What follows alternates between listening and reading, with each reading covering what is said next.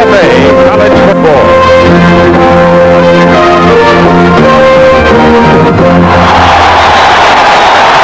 On a hot, muggy day in South Bend, Indiana, for the Purdue Boilermakers and the Fighting Irish of Notre Dame is 0 for 2, losing 24-23 to Michigan in 2015 to Michigan State. Coach Lou Holtz, his first season with the Fighting Irish. And it was Lou Holtz who said earlier this week, if we could just turn away from a couple of plays in our two previous games, we might be 2-0 and ranked in the top 10 teams over the years. But Purdue, like Notre Dame, is in a rebuilding posture. Today, Purdue will start an 18-year-old at quarterback. Think about that. An 18-year-old at quarterback named Jeff George. And let's go to that subject right now as we visit with Tim Brant. Keith, most 18-year-olds would walk into a stadium like this at Notre Dame, and all of a sudden they would forget if the football was stuffed or pumped. But he is a talented youngster. His high school statistics are well documented. He set virtually every passing record in the nation as a high schooler. But now he's finding out that high school and college are two separate animals. College, the players are bigger, they're stronger, they're faster, and he is now finding out what he can do and what he cannot do. I talked to Foge Fazio, the defensive coordinator here at Notre Dame. Foge said he's glad to be playing Jeff George now rather than later in the season because George is learning quickly. Now, George did have a tough week against Pitt last week. He was intercepted 5 times. He was sacked 6 times. He fumbled twice. And the Notre Dame players want to get to George quickly while he is still somewhat disoriented. More interceptions than he is touchdowns, and that has to change today if the Irish are to beat Purdue.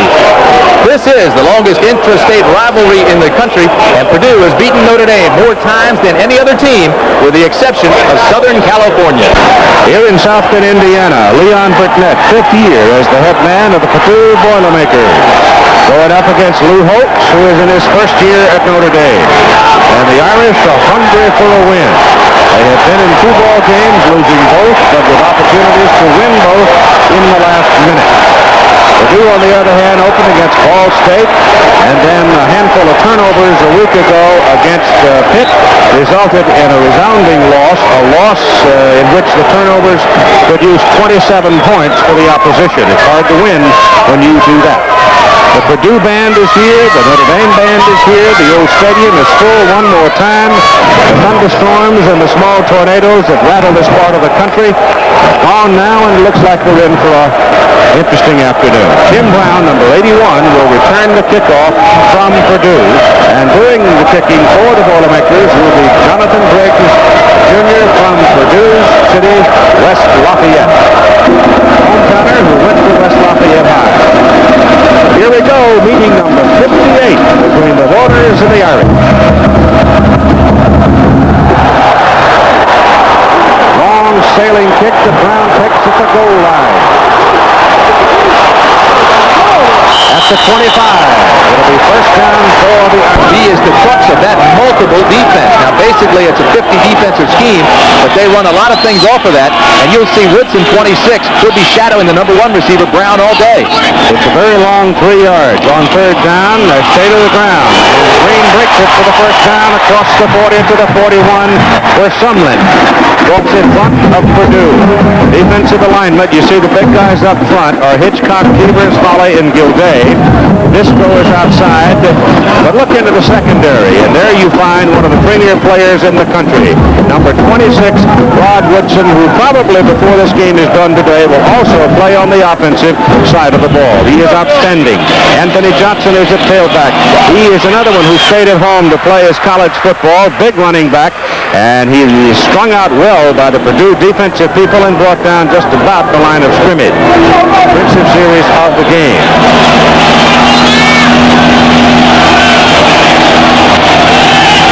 Line with a straight drop.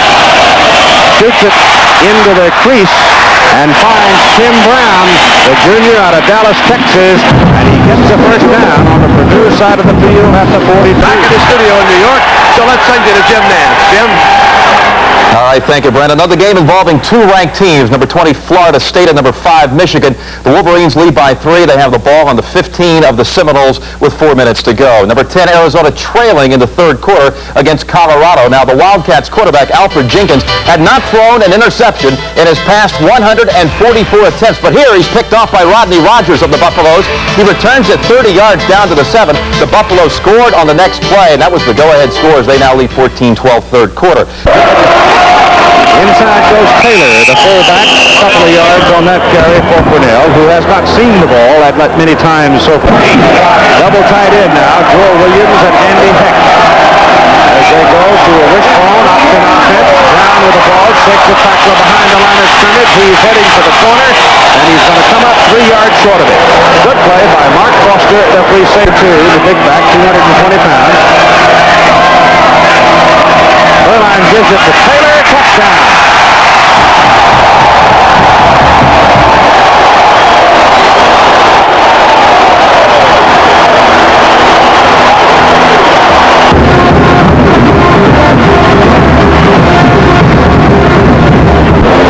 And it'll be interesting not only to see what Purdue chooses to do coming out in this field position with the 18-year-old freshman George at quarterback, and what Notre Dame decides to try to do early on defensively. James Medlock and Tony Brant line up in the backfield for the Boilermakers out of the I formation. They're double wide.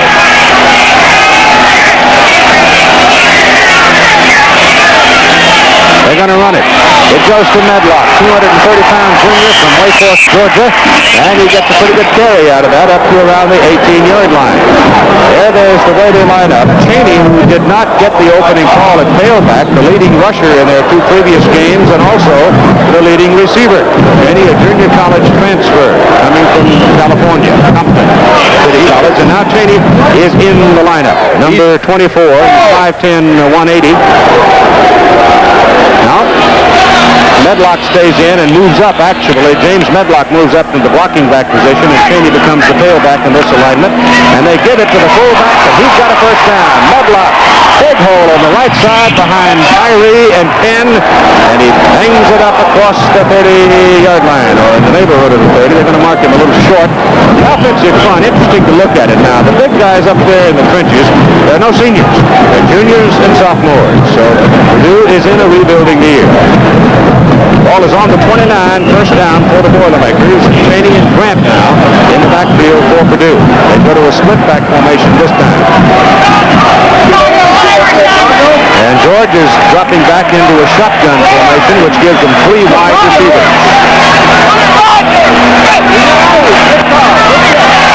Little shovel pass ahead to Tony Grant. Grant's got some daylight, and he's got another first down for Purdue up at the 43-yard line. And that's a good call under the circumstance because the Irish were really tough. Notre Dame stay at home. Notre Dame's going to use a lot of different people up on the front, and they're going to go all day.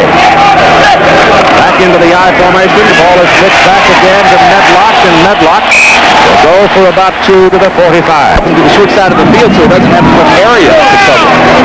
Back goes Purdue to the shotgun with Cheney back into the lineup, and they put a man in motion. Number 96, Jack Berry, the tight end. No pressure this time on George, but you can't stand back there all day.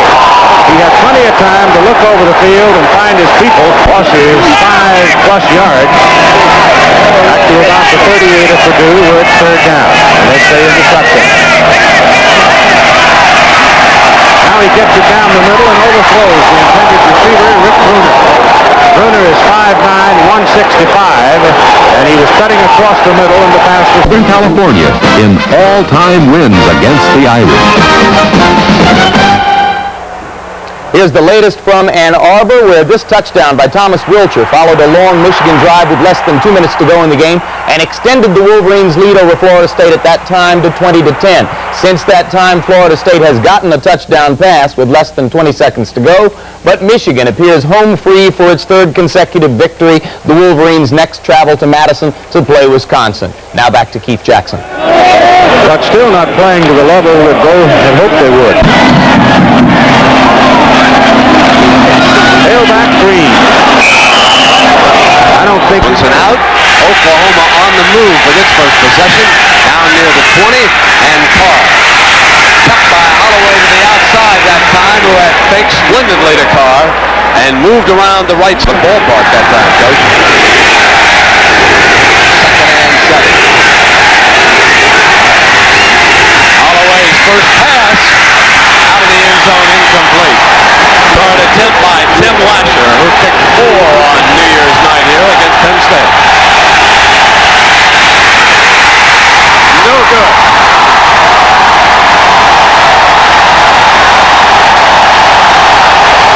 First down. Now they come with the run. This was the game plan, and that was Alonzo Highsmith behind the Testaverde in Miami. Checks off again. It's Broughton swinging to the left, and he is cut off. And Brian Bosworth, number 44, hammered him as a penalty. Free safety Ricky Dixon, number 29. Brett Perriman comes into the game. The tight end is out, and there are 3 wide receivers. 3rd and 17. Diving catch at the 36 by Perriman. And Miami pulls a foot catch. 3rd and 6.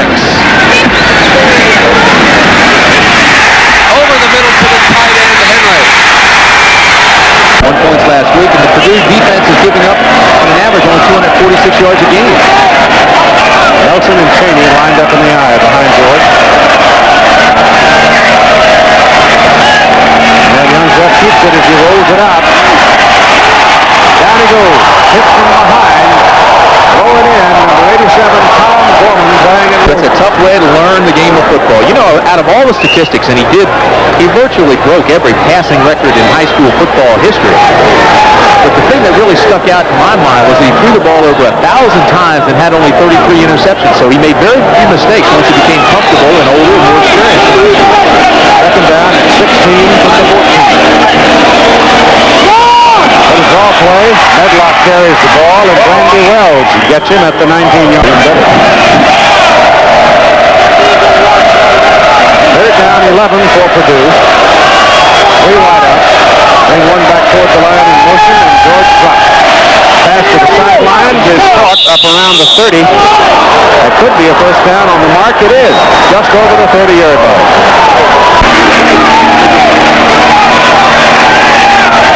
Well, the Boilers with the first down at the 31. George sets up that screen again, and this time a couple of blocks for Cheney, and he turns it upfield to about the 39. Second down and 2. From our director, Larry Kim, his alma mater winning today. They won 2 in a row. Second down, 2. Medlock looking for the first down, and he's not.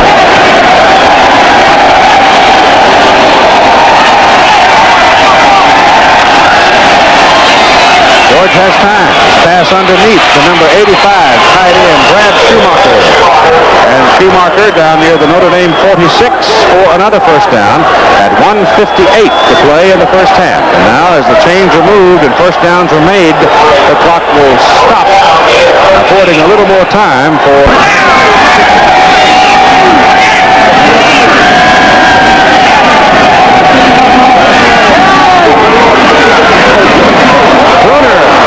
Upside down, but makes the catch at the Irish 34. And he's hit 7 in a row. And he put some zip on that baby. Boy, if he gets hot, look out. This offensive scheme of Leon Burnett's is explosive. Last year, Purdue's pass-oriented attack led the Big Ten. Now, he gets right in the seam. Notre Dame is in a zone, and there's no question that he's in the seam and open. And George, he knows how to deliver it. Fairly tight spiral, a lot of velocity. That offense ranked second nationally with 341 yards passing a game last year. First down, Irish 34. He looks for Bruner, goes for it, and that one's intercepted. Could never have thrown that one because Marv Spence had him in his pocket the whole way.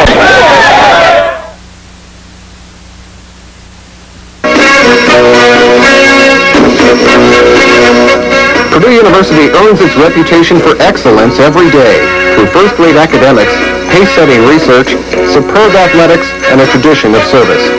People make the difference at Purdue. Nearly 52,000 students in West Lafayette, Indiana, and at 4 regional campuses prepare for challenging futures. Their Purdue degrees will place them at the top of their fields throughout the USA and the world. Time by Mike Weaver, the cornerback, number 9 for Purdue. He was in the hip pocket all the way, and when that ball came down, he just knocked it loose. 22 seconds to go in the first half. 3:49 first half. Holloway breaks a tackle, pitches to Collins outside, and he will not get the job done. Selwyn Brown, 32, with a splendid tackle. Oh, what a job Selwyn Brown did on that. Shed his blocker, fought it off, came right up, kept that ball carrier right in front of him. That was a marvelous. Certainly, of course, number 1 versus number 2 in the Orange Bowl in Miami, where the Hurricanes of Miami have taken a 7-0 lead over Oklahoma on Vinny Testaverde's 6-yard touchdown pass to Alfredo Roberts. Most of all, Miami has controlled the football through most of the first half. Oklahoma's gotten good field position on a recent fumble, but has not yet punched it into the end zone. Michigan struggled today, but held off Florida State 20-18. We will have highlights and an interview from Ann Arbor in our next segment here at halftime. Meanwhile, Auburn on top of Tennessee 10-0 at halftime. Reggie Ware scored the touchdown for Auburn. The nation's leading passer in passing efficiency, a shocker. Jeff Berger of Auburn threw a long pass to Scott Bolton to set the only touchdown up. Penn State beat East Carolina 42-17, 13th loss in a row for the East Carolina Pirates. Nebraska is pouring it on Oregon. It is 48-7 in the fourth quarter. Pittsburgh slammed West Virginia. First time since Dan Marino was in uniform that Pittsburgh has beaten West Virginia, and the star of the game was the man who replaced Marino at quarterback for the Panthers, John Congemi. 3 touchdown passes, more than 200 yards passing in the first half, and this early one, a 66-yarder to Bill Osborne, set the tone as it put Pitt on top 7-3 and sent the Panthers on toward what has turned out to be a huge victory. The second win for Coach Mike Gottfried and the Panthers. Congemi on the day, 16 of 30, 260 yards passing from 3 touchdowns. He also rushed for 62 yards and another touchdown. Meanwhile, Clemson beat Georgia Tech 27-3, first loss for Tech in its last 9 games, and Clemson controlled the game from the opening kickoff, which Terrence Rulehack returned 81 yards to set up the first Clemson touchdown. Only twice before, in 1903 and 1977, had Clemson beaten Georgia and Georgia Tech on the road in the same season. But they were never threatened from the time of this 81-yard opening kickoff return by Rulehack, and went on to win the game, holding the ball for more than 40 minutes, despite playing without their outstanding running back, Kenny Flowers. Michigan State beat West Virginia 45-10, and to talk about outstanding running backs, of course, Lorenzo White of the Spartans, 26 carries, 192 yards, and 3 touchdowns. Urema had a big day at quarterback for Michigan State as well. Baylor got more than 300 yards passing from quarterback Cody Carlson, beat Texas Tech 45-14. Ohio State, hurting for a big victory, got it 64-6 over Utah. And the star in the first half was freshman running back Jim Bryant, who got his first start at tailback. Arizona had never beaten Colorado in 12 previous meetings, but on the basis of the big play in the fourth quarter, the Wildcats, unbeaten now at 4-0, came back to pin the 4th straight loss on the Buffaloes. It was in Boulder. Colorado led through much of the game, but there's the game winner. 67-yard touchdown pass from Alfred Jenkins to Jeff Fairholm, and now Arizona is idle next week, plays at UCLA on October 11, and keep in mind, if you chart the Pac-10, Arizona does not play Washington this year. Temple at Brigham Young, the lead changed hands 6 times, but BYU appears home safe now. Lindsley with 3 touchdown passes, including a recent insurance touchdown pass to Trevor Moline, and it's 27-17 in favor of BYU. Texas El Paso had the unfair task of going to play Iowa in Iowa City today, and Iowa won it 69-7. Wisconsin, already a loser this season to Hawaii and Nevada Las Vegas, now trails Wyoming 21-12 late in the fourth quarter at Madison, an embarrassing loss upcoming apparently there for Wisconsin. Missouri, without starting quarterback Ronnie Cameron out with a hyperextended foot, is trying to come back against Indiana, but trailing 20-17 early in the fourth quarter. And TCU against SMU, it is 24-7 now in the third quarter, the game being played in the Cotton Bowl, and perhaps a harbinger of things to come. This individual regular season major college football game this year has a corporate sponsor for the first time. And we come score is now final, and Brigham Young, coming back from its worst loss in 13 years, has a victory. In your game, Notre Dame leads Purdue 24-0. We'll be back. With less than 2 minutes to go After the third interception of the game against Florida State's Chip Ferguson, Michigan drove to this apparent clinching touchdown, a 7-yard TD run by Thomas Wilcher. At that point, Florida State brought on its third quarterback of the game, Danny McManus, out of action much of the time since those 2 concussions a year ago, but McManus came through with a 20-yard touchdown pass to Herb Gaynor. The Seminoles got the 2-point conversion to narrow to 2018. Then, as you can see, the onside kickoff did not travel the necessary 10 yards, and the Michigan's players were ruled to have recovered that onside kick and thus ended Florida State's last threat. Standing by. Before anybody can get any penetration. If you're going to throw that kind of a pattern, you better have some performance. Yeah, that's right, because if it's read correctly, the defensive back has 6. Second down and 4. Little shovel inside. They've used that quite a bit. It works for about 2 yards on this play with Jerry Cheney, 2. Pass that anywhere he goes. To Cheney, power right, breaks it open. And runs it for a first down before Steve Lawrence is able to bring him down. Cheney's back at the I-back.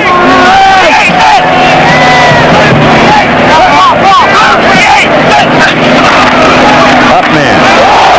Boy, that didn't work very well. Third down.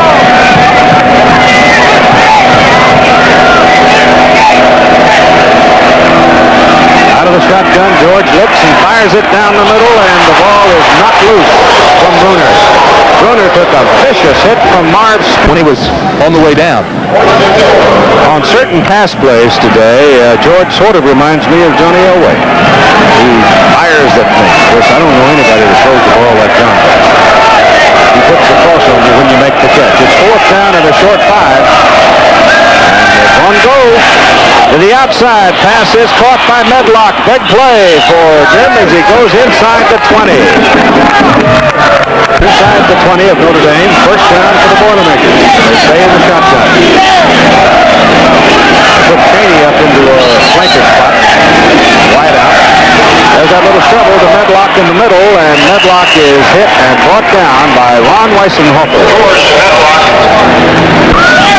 Steve Taylor, quarterback, will make them a force. 5-man front right now. Now Weissenhofer pulls out of there to make it a 4-man, and George pass fired down the middle. Bruner holds on this time inside the 5. First and goal Purdue. And again, George threw a bullet. Bruner was honorable mention all Big Ten. He ran a perfect route, but again, the play was made by the quarterback, George. You're going to see this guy for the next 3.5 years, 4 years at Purdue. Look at that. You can't throw it. Put it right there where Bruner almost couldn't miss it. Spence came up and grabbed him up and helped him hold on to the football. George now, 14 of 19, 121 yards. First and goal Purdue at the Irish 3. Pitch it to Cheney. Touchdown, Boilermakers.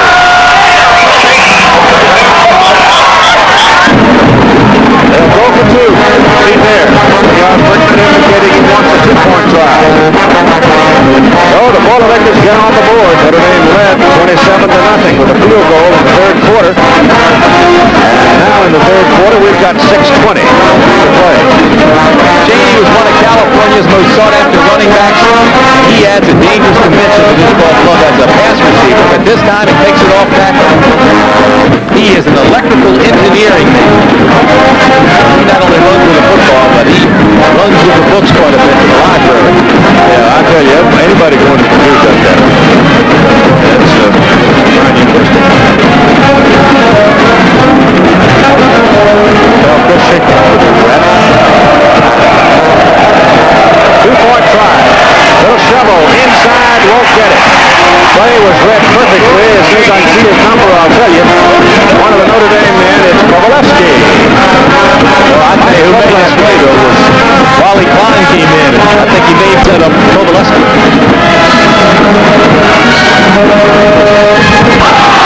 So far, produced only 2 yards. You know, Notre Dame Bears asserted themselves there, didn't they? They really did. It's going to take a while, I think, for Lou Holtz's program to really...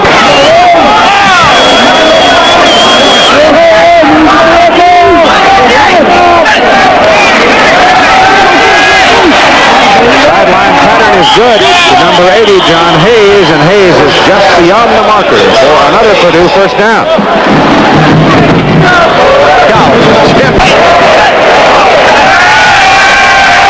Figaro's after him, and he tried to dump it down the middle, and nobody there.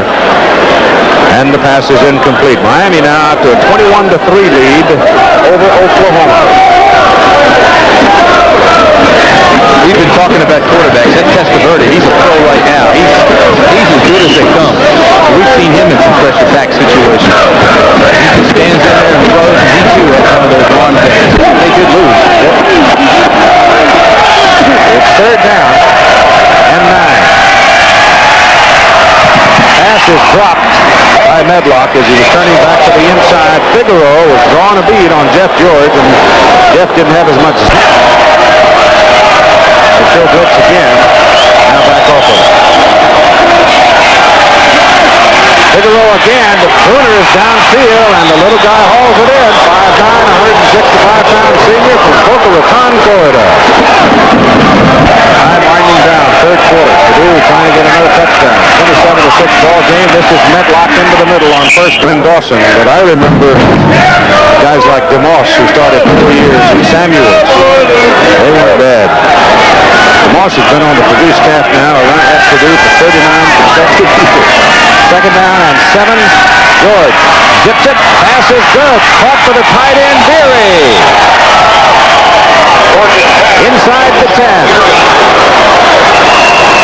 Between them and the receivers. On grass at home, and that can be a difference sometimes.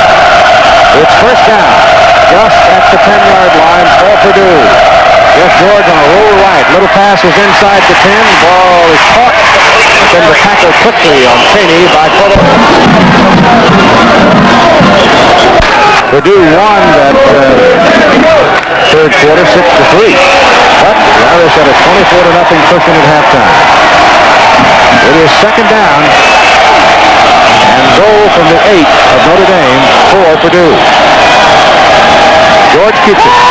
Pass is thrown underneath and inside the 5 to the 4 to Tony Brant, the fullback, and that's Grant's first catch of the day. Second catch of the day. As you look at the third quarter game for the Irish now, third down and goal, just short of the 4.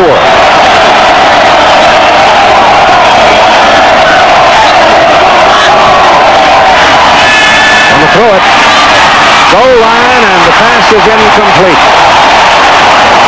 Jonathan Briggs is in for a field goal try of 22 yards. Lance Scheib will hold it.